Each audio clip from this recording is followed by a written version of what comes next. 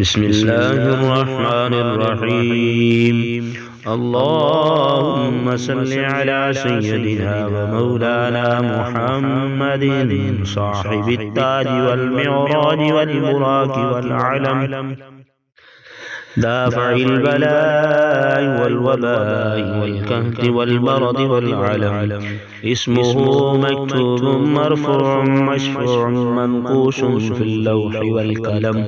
سيد العرب والعجم، جسمه مقدس معطر مطهر منور في البيت والحرم.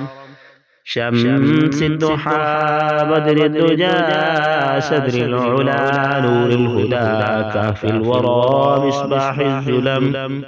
جميل الشيم شفيع الأمم صاحب الجود والكرم. والله عاصمه وجبريل خادمه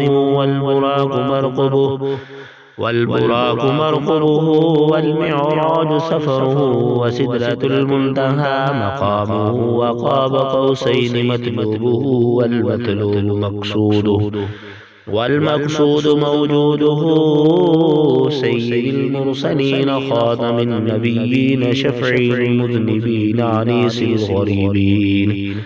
أنيس الغريبين رحمة للعالمين راحة العاشقين مراد المشتاقين. شمس العارفين يا شمس العارفين، سراج الصالحين مصباح المقربين محب الفقراء والغرباء واليتامى والمساكين.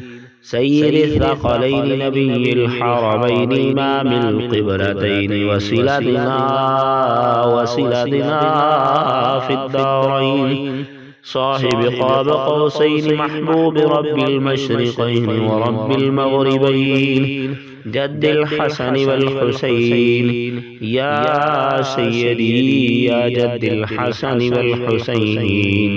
مولانا ومولى الثقلين أبي القاسم محمد بن عبد الله، نور من نور الله يا أيها المشتاقون بنور جماله.